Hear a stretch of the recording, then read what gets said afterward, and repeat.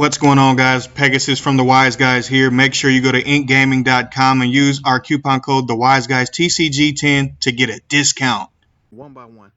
Nibiru, the Primal Being, is a level 11 light rock effect monster with 3,000 attack and 600 defense. And during the main phase, if your opponent normal or special summons 5 or more monsters this turn as a quick effect, so that means it's a hand trap, you contribute as many face-up monsters on the field as possible. And if you do special summon this card from your hand, then special summon one Primal Being token, rock, light, level 11 with question mark attack and a question mark defense to your opponent's field. Obviously, the attack of the token become the combined original attack and defense of tribute summon monsters. You can only use this effect of Nibiru, the Primal Being, once per turn. This card is insanely powerful, and it's like a quick effect raw.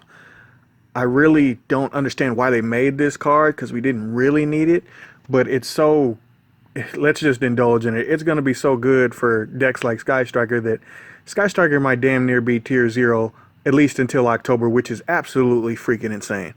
That's just that on that card. And I don't even think that's the best of these three. Dark Ruler No More is a normal spell. Negate the effects of all face-up monsters your opponent controls currently until the end of this turn. Also, for the rest of the turn after this card resolves, your opponent takes no damage. Neither player can activate monster effects in response to this card's activation.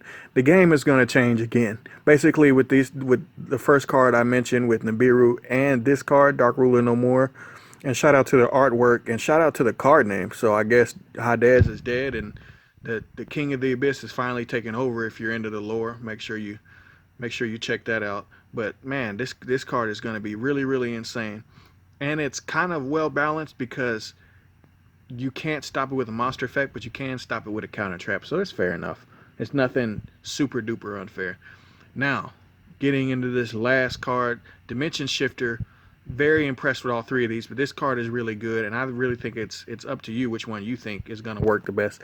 This one isn't quite on that level, but it's still a really good card. It's a dark spellcaster effect monster that's a level 6. Believe it has 1200 attack. I didn't quite catch its stats, but you can see it on your screen. If you have no cards in your graveyard as a quick effect, you can send this card from your hand to the grave, and until the end of the next turn, any card sent to the graveyard is banished instead. So it's a different dimension ground and a hand trap. We've always kind of asked for a card like that, but basically all three of these cards, and touching on all three of them, they're really going to help everybody that wants to go second. It's going to really neuter all of the combo decks. Not neuter to where they can't play, but it's going to make everybody adjust. For instance, with Pendulum and Nibiru, you're going to have to put that Jackal up, and you're going to have to get there rather quickly.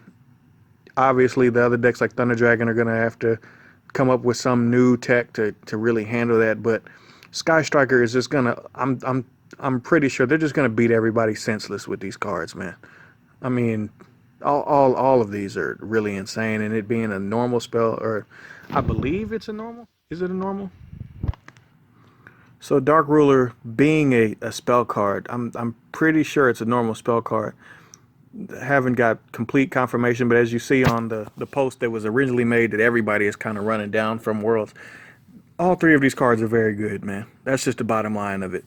If you have any comments or concerns, I think leave them down in the comments. But I think the hand trap, the dimension guy, it's going to be really strong. That's just my opinion.